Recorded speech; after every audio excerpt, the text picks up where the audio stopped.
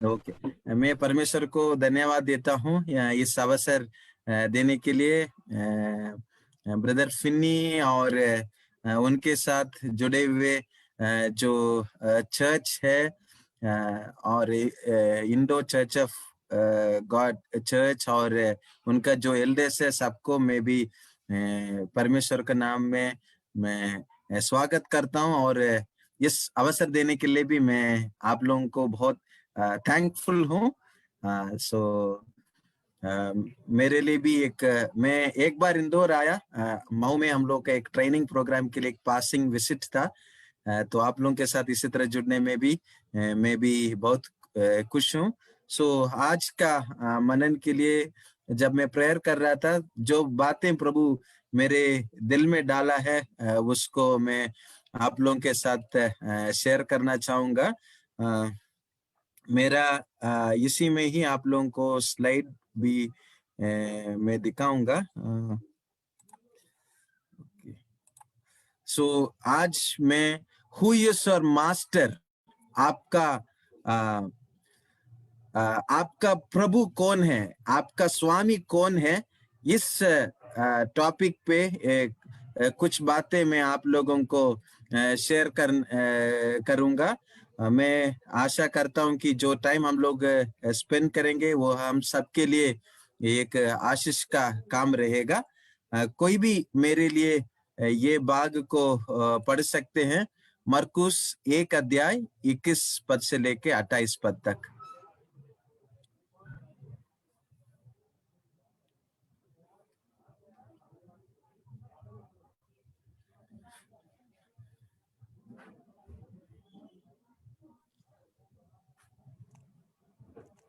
आप लोगों में से कोई इस पैसेज को पढ़ सकते हैं, मरकुस 1 अध्याय उसका 21 पद से 8।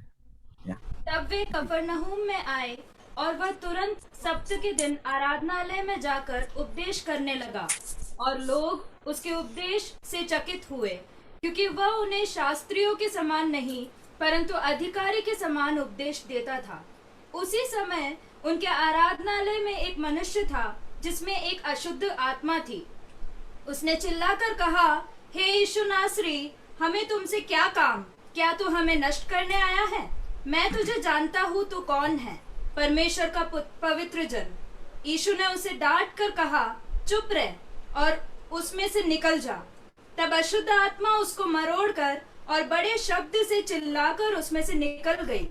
इस पर सब लोग आश्चर्य करते हुए आपस में वाद विवाद करने लगे, यह क्या बात है? यह तो कोई नया उपदेश है। वह अधिकार के साथ अशुद्ध आत्माओं को भी आज्ञा देता है और वे उसकी आज्ञा मानती है।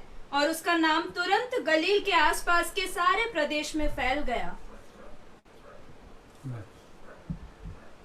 थैंक यू सिस्टर पद पढ़ने के लिए। प्रभु, हम आगे जाने के पहले एक छोटा सा प्रार्थना करेंगे। प्यारे पिता, इस सुंदर समय के लिए हम आपको धन्यवाद देते हैं, इस अवसर के लिए।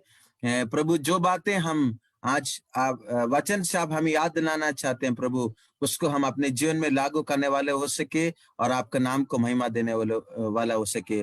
प्रभु, ये हमारा मास्टर कौन है, हमारा प्रभु कौन है, इस बात को हम लोग अच्छी तरह समझते हुए प्रभु इस शीर्षक के द्वारा जो बातें हमें समझाना चाहते हैं उसको समझते हुए आपका नाम को महिमा करने में मदद करिए। छोटी सी प्रार्थना प्रभु यीशु मसीह के नाम से मांगते हैं, सुने और ग्रहण करिए, आमीन। आज हम लोग जो पैसेज पढ़ा है उसी के आधार पर मैंने 3 बातें आप लोगों के साथ शेयर करने के लिए सोचा है।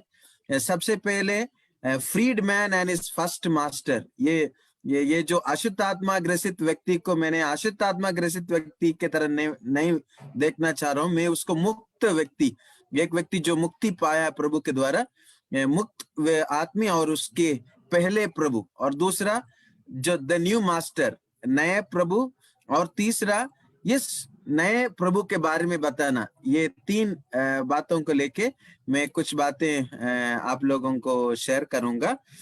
इस पद में जब ये जो है ये जो खंड हम लोग पढ़ा है वो मरकुस का इंजील, मरकुस के द्वारा लिखा गया इंजील में हम लोग देख सकते हैं। बाइबल में नए नियम में 4 इंजील है, 4 इंजील एक है पर 4 अलग अलग दृष्टिकोण से लिखा गया। 4 गॉस्पेल अकाउंट्स है, मत्ती, मरकुस, लूका और यूहन्ना। उसमें मरकुस जो है एक खास जगह लेता है। मरकुस का इसमें जब पढ़ते हैं बहुत एक्शन के साथ ये रहता है और बहुत एक्शन ओरिएंटेड है। इसमें तुरंत, जल्दी, इसी तरह का शब्द हम लोग को ज्यादा देखने के लिए मिलता है। और क्रिस्प में बहुत छोटे चीजों में हम लोग काफी सारी चीजें मरकुस ने प्रभु यीशु मसीह के बारे में लिखा है। और प्रभु जैसे मत्ती और लूका एक प्रभु यीशु मसीह के वंशावली के साथ शुरू करते हैं, पर मरकुस जो है ये जो यूहन्ना बपतिस्मा देने वाला को इंट्रोड्यूस करते हुए वो अपना मैसेज को आगे लेके जाता है। और ये जो पद जिसको हम लोगों ने पढ़ा है, इसको जस्ट पहले के पद में जब हम लोग देखेंगे तो प्रभु यीशु मसीह अपना 12 चेलों को सेवकाई, 12 नहीं, कुछ चेलों को जो मछली पकड़ रहे थे उनको सेवकाई के लिए बुलाया है। और उसके बाद का ये घटना है। सो इस घटने में जब हम लोग आते हैं तो प्रभु यीशु मसीह आराधनालय में एक आराधनालय में यूजुअली क्या करते हैं, आराधनालय यानी कि यहूदी लोगों को एक ही मंदिर होता है जो जेरूसलेम में है, पर अलग अलग जगह पे जहां पे भी वो लोग गए हैं वो लोग आराधनालय बनाते हैं। और इस आराधनालय में जब भी कोई खास व्यक्ति आते हैं उनको मौका देते हैं वचन से प्रचार करने के लिए। और वो जो दिन है, जिस दिन में जो घटना को हम लोग पढ़ रहे हैं, उसमें प्रभु यीशु मसीह जो है आराधनालय में आगे और सबत के दिन वचन को प्रचार कर रहे हैं। और उधर इस पद में स्क्राइब्स को हम लोग शास्त्री लोगों को देखते हैं और एक ग्रुप है वो इसी तरह परमेश्वर का वचन सुन रहे हैं। और इधर एक खास व्यक्ति के बारे में मैं आप लोगों को बताना चाह रहा हूं, जो 23 पद में जब हम लोग देखेंगे वहां पे एक व्यक्ति है जो ये आराधनालय में ही बैठा है, पर वो ये जो है अशुद्ध आत्मा ग्रसित व्यक्ति है। ये व्यक्ति आजाद नहीं है। उसको हम लोग देखेंगे कि किस प्रकार इनके जीवन में प्रभु यीशु मसीह एक परिवर्तन लेके आया है, उसको हम लोग देखेंगे। हम लोग अक्सर अशुद्ध आत्मा ग्रसित व्यक्ति को अपने चर्चेस में देखा है, पर आज ये अशुद्ध आत्मा ग्रसित का एक कुछ और दृष्टिकोण को हम लोग देखेंगे। इस पद में जब हम लोग देखेंगे ये जो अशुद्ध आत्मा ग्रसित व्यक्ति है वो प्रभु यीशु मसीह से मुझे छुटकारा चाहिए या मुझे मुक्ति चाहिए, उन्होंने कुछ डिमांड नहीं रखा है। और इस अशुद्ध आत्मा ग्रसित व्यक्ति को जब हम लोग देखेंगे उनके जीवन में 2-3 बातों को देख सकते हैं। ये वो जो भी बोल रहे हैं वो अपना स्वयं इच्छा से वो नहीं कर रहे हैं। इवन हम लोग दूसरे भागों में और अशुद्ध आत्मा ग्रसित व्यक्ति बाइबल में जब हम लोग देखेंगे अलग अलग जगह पे अलग अलग तरीके से हम लोग देख सकते हैं। जैसे मैं जब स्टूडेंट्स के बीच में सेवकाई करता हूं तो काफी स्टूडेंट्स हमसे ये क्वेश्चन पूछते हैं, भैया ये हमें बताइए कि अशुद्ध आत्मा ग्रसित व्यक्ति क्यों विलेज का कॉन्टेक्स्ट में ज्यादा दिखती है, या इवन सिटी चर्चेस में या सिटी के पृष्ठभूमि में भी जब हम लोग देखेंगे वो जो है कहीं ना कहीं उनको कोई विलेज का कनेक्शन या उसी तरह का कुछ चीज रहता है। इसके पीछे क्या कारण है?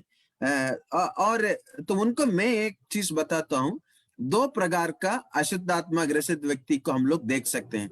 एक वो है जो नाचती है और जो प्रकट होती है, एक वो जो है प्रकट नहीं होती है। वो ये बहुत डेंजरस है। जो हम लोग को दिख जाती है उसके लिए हम लोग खास तरीके से प्रार्थना कर सकते हैं और उसको हम लोग भगा सकते हैं। और ये जो अशुद्ध आत्मा ग्रसित व्यक्ति है, ये एक आराधनालय के अंदर है। और दूसरे भाग में जब हम लोग देखेंगे, अशुद्ध आत्मा ग्रसित व्यक्ति जो है एक कब्र में एक रहता है, बहुत वायलेंट बिहेवियर उसका होता है। उसको आंखों को चेन से बांध देंगे तो वो उसको रोक नहीं सकते हैं। तो वो जैसे भी है, तब जब अशुद्ध आत्मा ग्रसित व्यक्ति, चाहे ये व्यक्ति हो जो बहुत पोलाइटली बिहेव करने वाला, कोई चिल्लाना वाला व्यक्ति नहीं, या मतलब जो चिल्लाने वाला टाइप, या जो बहुत वायलेंट वाला टाइप हो, एक चीज कॉमन है, वो स्वयं अपने मर्जी से कुछ नहीं करता है। ये अशुद्ध आत्मा उस व्यक्ति के जीवन में काम करता है, उनको कंट्रोल करता है। किस प्रकार चलना है, जैसे अशुद्ध आत्मा कहती है उसी प्रकार चलता है। इस व्यक्ति के जीवन में कोई एक फ्रीडम नहीं है, एक आजादी नहीं है। वो समझता, वो उसका पूरा माइंड को, इस पद में जो हम लोग देखेंगे, ये एक इंटेलेक्चुअल डिस्कोर्स इधर होता है। उसका माइंड को शैतान कंट्रोल करता है। और दूसरे इसमें उनका जो ना सिर्फ माइंड, उनका पूरा एक्शंस, पूरा बिहेवियर को भी वो अशुद्ध आत्मा कंट्रोल करती है। जब इस व्यक्ति का जीवन को जब हम लोग देखेंगे, इस व्यक्ति प्रभु यीशु मसीह के पास 2 स्टेटमेंट्स बोलता है और 2 क्वेश्चंस प्रभु यीशु मसीह से पूछता है। जो 2 स्टेटमेंट्स ये बोलता है, यीशु नासरी, वो एक स्टेटमेंट बोलता है, और दूसरा पवित्र जन, है ना, परमेश्वर का पवित्र जन। ये 2 बातें वो बताता, 2 अफर्मेशन, प्रभु यीशु मसीह, यीशु नासरी और पवित्र जन करके प्रभु यीशु मसीह को वो अफर्म कर रहा है। ठीक है। और उसके बाद वो 2 क्वेश्चन पूछता है, मुझे तुझसे क्या काम है और हम लोग को नष्ट करने के लिए आया है करके हम लोग देख सकते हैं। और देखिए, इस व्यक्ति के इस जो चरित्र है और हम लोग का जीवन के साथ भी हम लोग कहीं ना कहीं एक तुलना करके देख सकते हैं। इस व्यक्ति जो है वो है कहाँ पे? आराधनालय में। हम लोग नहीं ये बाइबल में ये जिक्र नहीं है कि ये व्यक्ति कई दिन से आ रहा है या पहली बार आ रहा है, वो किस प्रकार आ रहा है उसके बारे में इसमें हम लोग कोई जिक्र नहीं देख सकते। पर यह बात है कि वो आराधनालय में बैठा हुआ है। और दूसरे अशुद्ध आत्मा ग्रसित व्यक्ति को जब हम लोग देखेंगे, वो कब्र में है, पर ये व्यक्ति जो है आराधनालय में है। और ये जो व्यक्ति यीशु मसीह के बारे में सही सही चीजें बताता है, वो परमेश्वर का पवित्र जन है, वो यीशु नासरी है, इस बात को भी वो सही सही बताता है। देखिए, आज जब हम लोग कई मसीह लोगों को जीवन को भी जब हम लोग देखेंगे, मसीह लोगों का जीवन भी ठीक इसी तरह है। नाम मसीह का है, ठीक है, चर्च एक्टिविटी में नंबर 1 है, और जो मतलब वर्शिप लीडिंग में भी रहते हैं, प्रचार के लिए मौका मिलेंगे तो प्रचार भी करेंगे, और सामुदायिक में एक अच्छा व्यक्ति के रूप में वो रहेंगे। बट जैसे जिस प्रकार इस व्यक्ति का परिस्थिति सबको देखेंगे, कोई ये नहीं समझ सकता कि इस व्यक्ति को कौन चला रहा है। पर एक एनकाउंटर के बाद हम लोग को पता चलेगा इस व्यक्ति को एक्चुअली चला कौन रहा है। बहुत सारे जो हमारे मसीह भाई लोगों को जब हम देखेंगे, उनका जीवन भी ठीक इसी प्रकार है। एक अनकंट्रोल्ड लाइफ वो लोग जी रहे हैं, एक मास्क के साथ का एक जीवन वो लोग जी रहे हैं। एक पर्दा है, पर्दे के सामने यीशु मसीह है, प्रीचिंग है, चर्च अटेंडेंस है, बाइबल पढ़ना है, वर्शिप लीडिंग है, वो सारी चीजें हैं। पर अंदर ही अंदर एक विश्वास, ये बहुत सारे जो जन हैं, वो इस पिक्चर में जब आप लोग जैसे देख रहे हैं, एक निराशा का एक जीवन जी रहे हैं। मतलब निराशा यानी कि बाहर देखेंगे तो आपको नहीं पता चलेगा वो एक निराशा का जीवन जी रहे हैं, बाहर एकदम मस्त जीवन है, बट अंदर ही अंदर वो एक अब उनका सीक्रेट लाइफ में अकेले बैठ के रोते हैं। और स्पिरिचुअल डिससैटिस्फैक्शन उनके पास होता है। स्पिरिचुअल डिससैटिस्फैक्शन क्यों है? काफी सारे चीजें जो है उनको कंट्रोल करती है, वो उससे बाहर नहीं आ पाते हैं। जैसे मैं अपने जीवन का गवाही को भी बताते हुए मैं बताऊंगा। मैं जैसे ब्रदर ने बताया कि मेरा संडे स्कूल में जब मैं पढ़ाई पढ़ता था, मेरा एक संडे स्कूल टीचर मेरे साथ स्पेशली टाइम बिताया, और वो टीचर ने मुझे प्रभु यीशु मसीह के बारे में बताया कि और उसके आधार पर मैं प्रभु यीशु मसीह को अपना उद्धारकर्ता के रूप में मैं ग्रहण किया। पर ग्रहण करने के बाद भी एक सक्सेसफुल क्रिश्चियन लाइफ मैं नहीं जी पाया। जैसे कि हम जैसे एजी चर्च जाते थे अपने विलेज में, तो वहां पे क्या होता था कि हर 2 हफ्ते में, हर 2 महीने में एक बार हम लोग के स्पेशल मीटिंग्स होता था, जिसमें विशेष कोई प्रचारक आते थे, और यूजुअली उन लोगों के पास भविष्यवाणी का वरदान होता था। और भविष्यवाणी ऐसे होते थे कि कभी कुछ भविष्यवक्ता ऐसे होते थे, हमारा गलती को भी बता देते थे। तो वो टाइम, तो इसलिए क्या होता था कि पूरा 2 महीने के समझ लीजिएगा लगभग 25 प्लस 25 50 60 डेज 55 डेज जो है वो पूरा मस्ती में अपने जैसे जीवन जीते थे। वो 5 दिन जो उपवास प्रार्थना का हफ्ता आ जाता है, बहुत पवित्र बन जाते थे, क्योंकि वो पवित्रता के लिए नहीं है, वो डर है। बाहर देखेंगे तो मुझे कोई भी व्यक्ति नहीं बोलेगा कि ये गलत व्यक्ति है। मेरे चर्च में, मेरे घर पे, समाज में बेनेलिन है तो एकदम नंबर 1 व्यक्ति है, मसीह व्यक्ति है तो ऐसे ही होना है। तो मैं जानता हूं मैं अंदर से कौन हूं। और ये सुपरफिशियल स्पिरिचुअलिटी करके मैं ये जो बोल रहा था, मैं क्या करता था कि डर के वजह से ना, वो आखिरी एक हफ्ते में इसमें मैं प्रभु से माफी मांग के ठीक हो जाता था, क्योंकि कहीं गलती से वो भविष्यवक्ता मेरा गलती बोल रहे हैं तो मेरा तो सब हो जाएगा, मेरा इमेज पूरा खराब हो जाएगा, है ना। पर उसके बाद ये जो चक्कर है वो चल रहा है। आराधना में मुझे कोई कमी नहीं है, प्रार्थना में कोई कमी नहीं है, बाइबल पढ़ने में कोई कमी नहीं है, चर्च एक्टिविटी अटेंड करने में कोई नहीं है। बट देन भले मैं प्रभु को जानता था, कुछ चीजें मुझे पकड़ के मुझे रखा था। मैं कंप्लीटली आजाद नहीं था। जिस तरह इस व्यक्ति एक आराधनालय का माहौल में है, पर वो आजाद नहीं है, तब तो वही सेम जीवन मेरे साथ है। ये सिर्फ मेरा जीवन नहीं है, ये सिर्फ शायद मुझे नहीं मालूम जो इस मीटिंग को जो सुन रहे हैं, आप लोग में कितने लोगों को क्या सिस्टम है। मैं बहुत सारे स्टूडेंट्स को जब फेस करते हैं, स्टूडेंट्स एक मास्क लगा के एक जीवन जीते हैं। बहुत सारे जवान को देखेंगे तो वो लोग एक मास्क लगा के आज तो मास्क लगाना आम बात हो गया है, पर एक मास्क लगा के एक जीवन जीते हैं। तो पर आज मैं एक चीज बताना चाह रहा हूं कि वचन हमें आजाद करता है। प्रभु यीशु मसीह इसलिए आया ताकि हमें आजाद कर। ये जो आजादी का संदेश है, मैं उन लोगों को नहीं बोल रहा हूं जो प्रभु यीशु मसीह को नहीं जानते, मैं उन लोगों को बोल रहा हूं जो प्रभु यीशु मसीह को जानते हैं, उसके बावजूद जो पाप के साथ जो लड़ाई में एक विक्टोरियस क्रिश्चियन लाइफ नहीं जी पा रहे हैं, उनके लिए मैं बोल रहा हूं, है ना।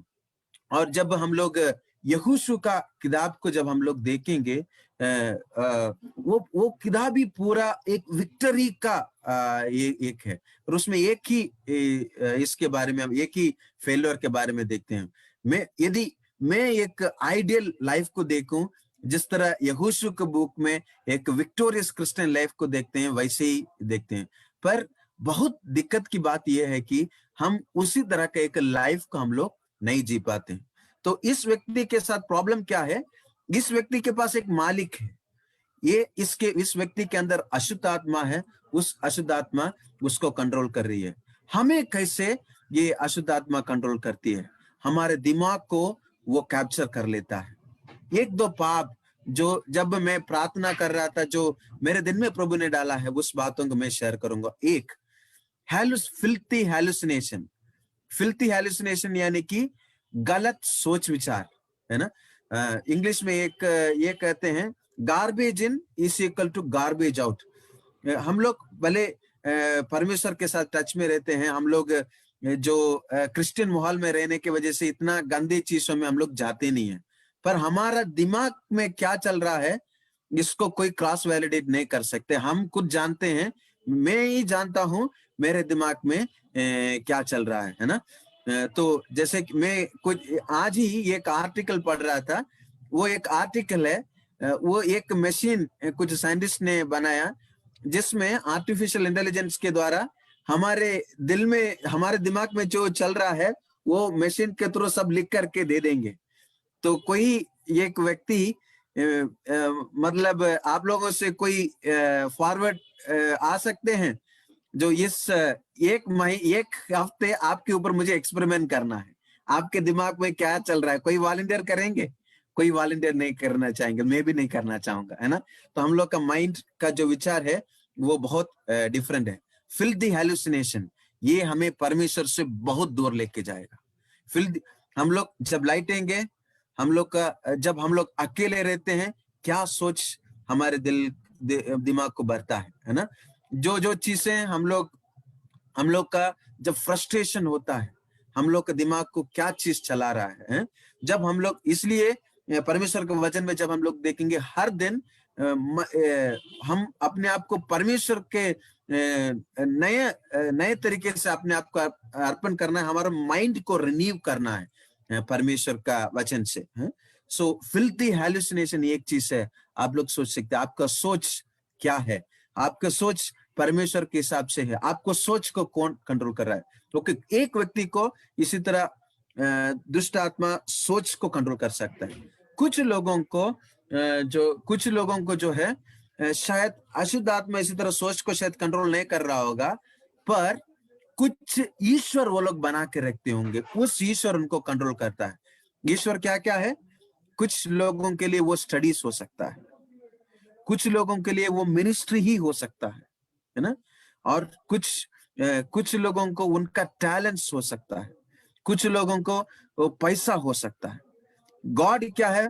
बाइबल के हिसाब से, नए नियम के हिसाब से मूर्ति पूजा यानी आइडोलेट्री क्या है? जो परमेश्वर का स्थान किसी और चीज को देते हैं, वो मूर्ति पूजा का समान है।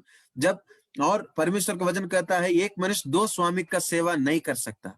जब हम लोग पूरा पढ़ाई में ही अपना मन लगाएंगे या अपना काम में आगे बढ़ना, इसी पे ही अपना मन लगाएंगे, अपना पैसा कमाना, इसी पे हम लोग मन लगाएंगे, तो हम लोग परमेश्वर को सबसे पहला स्थान नहीं देख सकते। सो परमेश्वर में आज आप लोग सोच सकते हैं आपको कौन कंट्रोल कर रहा है। यदि परमेश्वर हमें कंट्रोल कर रहा है, पढ़ाई में हम लोग आगे आ सकते हैं बिल्कुल, पर यदि हम लोग पढ़ाई को ईश्वर बनाएंगे, परमेश्वर को प्राथमिकता नहीं दे सकते। ये हमारे जीवन को कौन कंट्रोल कर रहा है, इस बात को हमें सोचने का आवश्यकता। दूसरी बात मैं ये बताना चाहूंगा कि इस व्यक्ति के जीवन में अब एक जो मास्टर है वो बदल रहे हैं। इनका जो पुराना मालिक है वो बदल के इनके जीवन में एक नया मास्टर आया है। वो मास्टर कैसे आते हैं उस बात को मैं आपको बताऊंगा। जैसे कि बाइबल में जब हम लोग देखते हैं, प्रभु यीशु मसीह एक व्यक्ति को चंगा करने के लिए अलग अलग माध्यम इस्तेमाल किया, और प्रभु यीशु मसीह लोगों को जो है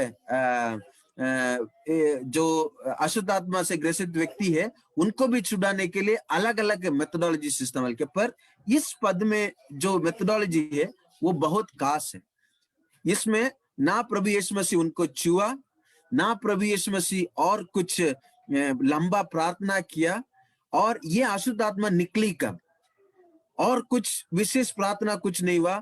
परमेश्वर का वचन का प्रचार हुआ। जब परमेश्वर का वचन का प्रचार हुआ, वो ऑटोमेटिक वो अशुद्ध आत्मा जो है वो चिल्लाने लगी, है ना। आज जिस समय में हम लोग रहते हैं, वचन के साथ हमारा एनकाउंटर कितना है। जितना हम परमेश्वर के वचन के साथ हमारा एनकाउंटर होता है, उतना हमारे जीवन में परिवर्तन होता है, उतना जो हमारा जो हमें जो गुलाम करके रखा है, जो गलत इन्फ्लुएंस, उससे हम लोग छूट सकते हैं। परमेश्वर का वचन ही वो है जो हम लोग को आजादी दे सकता है, उसके अलावा कोई और चीज नहीं हो सकता।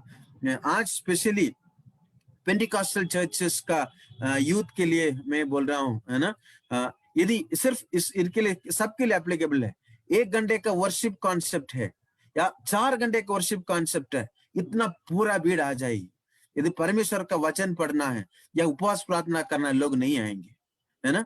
ये और परमेश्वर के और घर पे बैठ के आराधना करेंगे, घंटों प्रार्थना करेंगे, पर परमेश्वर का वचन के साथ हम लोग टाइम नहीं स्पेंड करेंगे। और इस पद में जब हम लोग देख रहे हैं, इधर जो है प्रभु यीशु मसीह का शिक्षा एक अलग प्रकार का शिक्षा था। अलग प्रकार का शिक्षा, वो अधिकार के साथ का शिक्षा था। आज हम लोग के जीवन में जो है, वो संडे को जब हम लोग आते हैं, परमेश्वर के दासों से हम लोग सुनते हैं, वो लोग अधिकार के साथ प्रचार करते हैं, हमारे जीवन में काम आता है। क्या सिर्फ संडे सिर्फ हमारे जीवन में अधिकार के साथ प्रचार होना है? जब हर दिन परमेश्वर का वचन हमारे जीवन में अधिकार के साथ काम करता है, अधिकार के साथ आता है, हमारे जीवन में काफी परिवर्तन होता है। क्यों? आज यदि हमारे जो प्रभु को जानने वाले, प्रभु के मानने वाले हमारे जो युवा है, परमेश्वर के लिए बहुत कुछ कर सकता है, क्यों आज नहीं कर पा रहा है? क्योंकि वो जो परमेश्वर के साथ एक अधिकार के साथ के एक एनकाउंटर वो नहीं आया है। वो बाइबल पढ़ना एक रिचुअल बन गया है। काफी लोगों का बाइबल पढ़ना कैसा है, मैं कुछ स्टूडेंट्स से पूछता हूँ, भाई आप बाइबल पढ़े? हाँ बाइबल पढ़े हैं। कौन सा अध्याय पढ़े? भैया जो कैलेंडर में जो टंगा है उसको मैंने पढ़ा है। बाइबल को एक मैगी की तरह, एक कैप्सूल की तरह हम लोगों ने बनाया है, वैसे नहीं है। परमेश्वर के वचन का अथॉरिटी यदि हमारे जीवन में आना है, तो उसी तरह उसको महत्व देना है, उसी तरह उसको करेंगे तभी होगा। इधर हम लोग देखेंगे, शास्त्री भी थे और प्रभु यीशु मसीह का शिक्षा भी था। शास्त्रियों का ये व्यक्ति, शास्त्रियों का जो शिक्षा से इस व्यक्ति के जीवन में कोई फर्क नहीं पड़ा है, पर प्रभु यीशु मसीह का वचन जब अधिकार के साथ आया है, उनके जीवन में फर्क पड़ा है। क्यों? प्रभु यीशु मसीह का वचन में क्या खासियत है? क्यों? जैसे कि यदि जब आप बाइबल में जब हम लोग देखेंगे ना, जो नया बाइबल में जब हम लोग देखेंगे, जो बाकी लोग जब बोलेंगे परमेश्वर के वचन के बारे में, वो बोलेंगे मूसा ने कहा, एलिया ने कहा, इस प्रकार बोल के कहेंगे। प्रभु यीशु मसीह क्या बोलता है? बोले मैं सच सच तुमसे कहता हूं, मैं कहता हूं। वो जो अथॉरिटी है, वो जो अधिकार है, वो इस वचन में है। जब हम लोग हर दिन बाइबल को लेके बैठते हैं, वो अधिकार के साथ हमारे जीवन में आता है परमेश्वर का वचन, वो हमारे जीवन को ट्रांसफॉर्म करता है। हम लोग को सिर्फ इतवार के ईसाई बन के नहीं रहना है। बिल्कुल बहुत सही बात है, पास्टर को परमेश्वर इस्तेमाल करता है, पास्टर के द्वारा हमारे जीवन में बहुत बड़े काम करता है, बिल्कुल सही है। सिर्फ उसी तरह का काम जब हम लोग परमेश्वर का वचन के साथ रहते हैं तभी होगा। क्या हम लोग परमेश्वर का वचन का उस अधिकार को हम लोग देख पा रहे हैं कि नहीं, उसको सोचने का जरूरत है। और बाइबल किस प्रकार है, हम लोग जब हम लोग परमेश्वर का वचन में देखेंगे तो हम लोग ये देख सकते हैं, परमेश्वर का वचन जो है हथौड़ा जैसा है। यदि हम लोग का दिल जो है बहुत कठोर है ना, कुछ चीज जो है कुछ चीज हमारा परमेश्वर का वचन जो है ये हथौड़ा जैसा है। जितने भी हमारा दिल बहुत कठिन हो, वो बहुत पाप से भी भरा हो, कितने भी चीजें हैं, पर ये जो परमेश्वर का वचन का हथौड़ा जब हमारे जीवन को आता है, वो हमारे जीवन को तोड़ देता है, हमारे जीवन को बदल देता है। और परमेश्वर का वचन एक आग के समान है। आग हम लोग पेंटिकॉस्टल चर्चेस में यूजुअली हम लोग पवित्र आत्मा के लिए हम लोग इस्तेमाल करते हैं, बिल्कुल सही है। साथ में आग जो है परमेश्वर का वचन के लिए भी इस्तेमाल किया गया है। हमारे जीवन का जो पाप है उसको पूरा भस्म कर देता है, उसको पूरा खत्म कर देता है। हमारे जीवन में जो भी चीजें अननेसेसरी है, वो सारी चीजों को ये जो है ये कर देता है। और हम परमेश्वर का वचन जो है वो एक मिरर जैसा है, वो एक आईना के समान है। वो हमारे मेरे चेहरे में जो गंदगी है, जब मैं आईना में देखता हूँ वो दिखाता है। क्यों हम लोग काफी बार परमेश्वर में बढ़ नहीं पाते? हम लोग एक्चुअली कुछ गलती हम लोग करते, हम नहीं समझ पाते। और जब हम लोग परमेश्वर का वचन के साथ हर दिन बैठते हैं, वो हमारे जीवन में काम करता है। देखिए, संडे के इंटरवल, एक हफ्ते के इंटरवल बहुत ज्यादा होता है।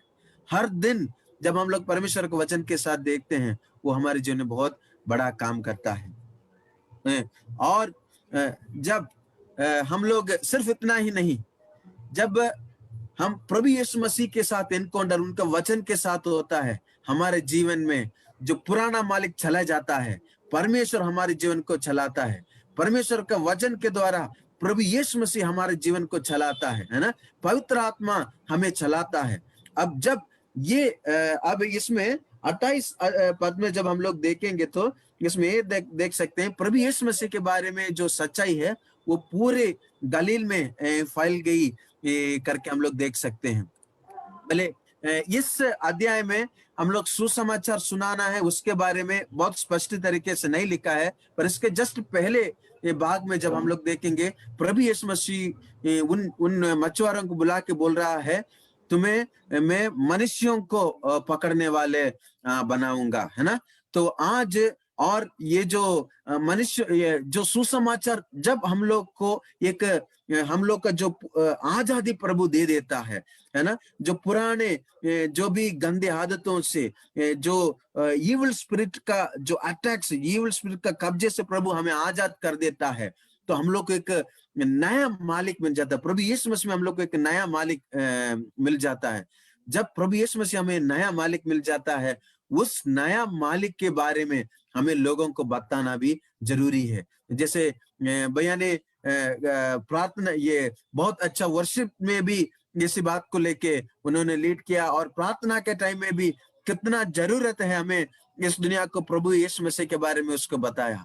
आज हम सब एक एक जन को जिम्मेदारी है प्रभु यीशु मसीह के बारे में दूसरे लोगों को बताना। जब तक हमारे जीवन में वो एनकाउंटर नहीं होगा, हम नहीं बता पाएंगे। यदि वो एनकाउंटर हुआ है, यदि हम लोग बिना बता के नहीं रह सकते। हम सबको एक जिम्मेदारी है, हम प्रभु यीशु मसीह के बारे में जितने भी ज्यादा लोगों को बताना है, उतने ज्यादा लोगों को हमें बताना है ना। सो आज इंदौर में हमें नहीं मालूम कितने लोग प्रभु को जानते हैं, आप लोग कितने युवा आप लोगों के कलीसिया में जुड़ते हैं, पर परमेश्वर चाहता है और भी लोग आपके कलीसिया में हैं, और आप लोगों के द्वारा, आप जितने भी एक एक युवा आज जुड़े हैं, और एक एक व्यक्ति के द्वारा परमेश्वर के राज में लोग जुड़े हैं, है ना। वो उसके लिए आप एक एक व्यक्ति को एक योगदान है, एक एक व्यक्ति को परमेश्वर इस्तेमाल करेगा। हम सब अपना आंखों को बंद करें, हम जो वचन है, इसके बाद वर्शिप टीम एक गाने में भी लीड करके आगे लेके जा सकते हैं। उसके पहले 1 मिनट हम सब अपना आंखों को बंद करके जो बातें हम लोगों ने सुना है उसके बारे में हम सोचें। आपका मालिक कौन है? कौन आपको चला रहा है? क्या आपका जीवन का इच्छा आपको चला रहा है? आपको जीवन की इच्छा आपको चला रहा है, या आपका एम्बिशन आपको चला रहा है? आपको, आपका माइंड का मालिक कौन है? आपका आंख का मालिक कौन है? आपका बोली का मालिक कौन है? आपका कान का मालिक कौन है? आपका हाथ का मालिक कौन है? आप शांत में, जो मैं आशा करता हूं प्रभु आपसे बात किया है, कौन सा वो क्षेत्र है जो परमेश्वर के वचन के द्वारा भस्म होना है? कौन सा वो क्षेत्र है जो परमेश्वर का वचन का हथौड़ा से उसको काट के खत्म कर देना है? आप इस वक्त परमेश्वर को अपने हाथ में समर्पित करिए, और आप अपने जीवन में सोचिए, आपका परमेश्वर के वचन में कितना, परमेश्वर के वचन को आप कितना महत्व देते हैं? क्या परमेश्वर का वचन अधिकार के साथ हर दिन आपके पास आता है? क्या परमेश्वर का वचन आपके जीवन में बारीक काम करता है?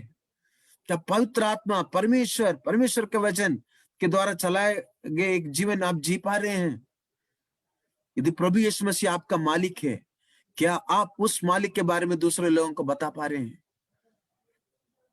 यदि नहीं है, आज प्रभु आपको बुला रहा है एक कमिटमेंट लेने के लिए। प्रभु आपको मदद करे। मैं चाहूंगा वर्शिप टीम और आप लोग आगे इसको कंटिन्यू करें। आत्मा की चंगाई दे, आत्मा की चंगाई दे, आत्मा की चंगाई दे, आत्मा की चंगाई दे, आत्मा पवित्र शुद्ध कर चरित्र, आत्मा की चंगाई दे, आत्मा पवित्र शुद्ध कर चरित्र, आत्मा की चंगाई दे। स्वर्गीय आशीष, स्वर्गीय आशीष दे, स्वर्गीय आशीष दे, स्वर्ग को तुझको हाथ अपना बढ़ा, स्वर्गीय आशीष दे, स्वर्ग को तुझको हाथ अपना बढ़ा, स्वर्गीय आशीष दे, ओ स्वर्ग को तुझको हाथ Hallelujah. Thank you. Oh, we worship you, Lord. Ashish they. Thank you, Jesus. प्रभु का नाम महिमा हो। जब पवित्र आत्मा हमारे बीच में बातें करते हैं, उसका अनुसार हमारा जीवन समर्पण करने की जरूरत है। तहे दिल से परमेश्वर दास के लिए धन्यवाद देना चाहता हूँ, जिसने अपने बहुमूल्य समय निकाल कर हमारे बीच में सेवकाई के इवांजलिस्ट बेंजलिन सीआर, यदि फेसबुक में के द्वारा और इस जूम के जरिए जितना लोग ये वचन सुना है, मैं आपसे अनुरोध करना चाहता हूँ, परमेश्वर दास जो वचन हमारे पास में पहुंचाया है, उसमें इन फैक्ट और ट्रूथ है, तथ्य और सत्य है। तथ्य यही है, हम वर्शिप करते हैं, चर्च जाते हैं, प्रार्थना करते हैं, लेकिन सत्य क्या है? ट्रूथ। हम एक मास्क, कई बार हमारा जीवन में एक मास्क लगाकर जीवन व्यतीत करते हैं। We keep a mask. लेकिन आज संध्या समय एक बार उस पर विचार करके देख। हालेलुया। सोच, हम कितना समय वचन अध्ययन के लिए, मनन के लिए, चिंतन के लिए समय निकालते हैं। सप्ताह में एक बार हमारा आराधनाओं में गाना, प्रार्थना कितना समय, वचन की सेवकाई कितना समय। हम सोचने की समय आग पहुंची हमारे सामने। आज मेरा मित्र, मेरे भाई बहन, जितना लोग सुन रहा है, आप इस विषय को गंभीरता से ले लीजिए। वचन अध्ययन हमारे जीवन में महत्वपूर्ण है। मैं इस लॉकडाउन से, यस पासवान, आपको कली से इंडोर पेंडको चचंगोड की ओर से और हमारा ओर से तहे दिल से धन्यवाद देना चाहता हूं for that outstanding enlightenment of the truth in our practical Christian life. हमारा मसीह जीवन की प्रायोगिक जीवन में हकीकत, सच्चाई पर आपने ज्योति डाल दिया है, प्रकाश डाल दिया है। खुदा आपको आशीष दे, परिवार को आशीष दे, सेवकाई को आशीष देवे। मैं वापस अपने शब्दों में आना चाहता हूं। कितना समय हम प्रभु की वचन के साथ बैठते हैं। प्रचार हमने लॉकडाउन पिछले मार्च से लेकर, अप्रैल मई से लेकर जो अलग अलग सोशल मीडिया से लगातार मीटिंग चलाया है। संसार की कोने कोने से लोग आकर सेवकाई की, प्रचार किए। खुद हमने, आप सब जानते हैं, वचन की सेवकाई किया। इवन एक मीटिंग में 5,000 से अधिक व्यूअर्स आ गया, अपनी बात कर रहे हैं। कभी 3,000, कई चैनल में सैकड़ों, हजारों कई बार प्रचार और वर्शिप में शामिल होते हैं। पिछले ऑलमोस्ट 98 डेज ध्यान से सुन, सॉरी 97 डेज, सिर्फ मॉर्निंग में मैंने 45 मिनट पूरा लेते हैं, 42 मिनट्स एवरेज बाइबल स्टडी के लिए। एवरेज निकाल के देख, लगभग 190 लोगों की एवरेज बाइबल स्टडी के लिए। मैं एक ट्रूथ आपके बीच में शेयर कर रहा है। लेकिन जब पवित्र आत्मा हमसे बातें करते हैं, अपने जीवन में अपनाए। हर रोज सवेरे व्यूअर्स रहता है, या लगेगा एवरेज निकाल 8 लोग प्रचार और वर्शिप के लिए। गिनते देख, प्रचार हमारे जीवन में इमोशनल ट्रांसफॉर्मेशन लाते हैं। इमोशनली हम अटैच हो जाते हैं। पासवान ने क्या कहा? बाइबल हमारा मन के अंदर की, दिमाग के अंदर की, the secret which we feeds in our mind and our heart is being revealed by the power of the word of God. उस परमेश्वर की वचन की सामर्थ्य से दिमाग के अंदर, हृदय के अंदर की रहस्य की खुलासा होता है, जहां पर हम पीछे हट जाता है। कई बार मैंने सोचा बाइबल स्टडी, लेकिन हमने सेवकाई जब प्रारंभ की, एक स्टूडेंट से बाइबल स्कूल में जहां पर अभी है सिखाते थे, एक स्टूडेंट्स को लेकर सिखाए थे। फिर प्रभु से प्रार्थना किया, लेकिन लगातार ये लोग जुड़े रहने से, इस संख्या जुड़े रहने से मैं संज्ञा पर ध्यान नहीं दिया। एक व्यक्ति भी वचन सीखकर प्रभु का राज्य के लिए फल लाने वाला व्यक्ति हो, हमारा सेवकाई में परिणाम मिलेंगे। ध्यान से सुन, ध्यान से। कई बार मेरे पास इतना बड़ा चुनौती आया, बंद कर। एफिसियों की पत्री था, शुरू में पहला 10 दिन के बाद लगभग 87 डेज, 87 दिन एफिसियों की पत्री शनिवार को कंप्लीट किया। मैंने अपने बड़ापन या एक्सपोज करने के लिए नहीं बता रहे, लेकिन प्रभु का दास के द्वारा जो वचन की महत्व हमारे बीच में रखा है, वर्शिप प्रचार लोगों को यीशु मसीह की ओर आकर्षित किया जाता है। The real internal transformation comes through the word of God.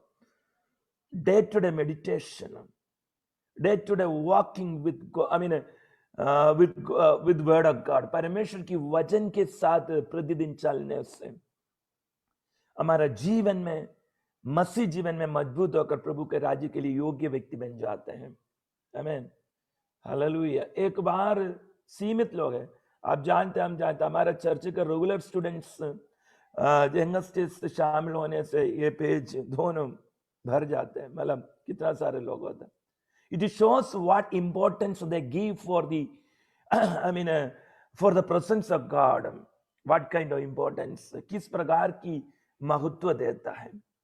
Even parents are least bothered about, मैंने अपने जीवन में देखा, least bothered about our other children, especially urban cities. व्यस्त है, बच्चे व्यस्त है, बिजी है, लेकिन हमें पुनर्विचार करने की आवश्यकता है। हम नहीं जानते पासवान को, आपसे कोई, सिर्फ इन्हीं को छोड़कर वो कोई नहीं जानता होगा, लेकिन जब प्रभु की वचन हमारे पास में एक हथौड़ा की समान, यिर्मयाह की पुस्तक में लिखा, हथौड़े की समान कार्य किया, तो हमें समर्पण और कमिटमेंट करने की जरूरत है। हालेलुया। एक और बार तहे दिल से धन्यवाद करना चाहता हूँ। फिर मैंने शनिवार को सोचा ये बाइबल स्टडी बंद करके चर्च में स्टूडेंट्स के साथ समय व्यतीत करें, लेकिन फिर से आज आत्मा की अगुवाई में मैं आज कन्फर्म हुआ, पासवा जो परमेश्वर के दास के द्वारा वचन की इंपॉर्टेंस रखा।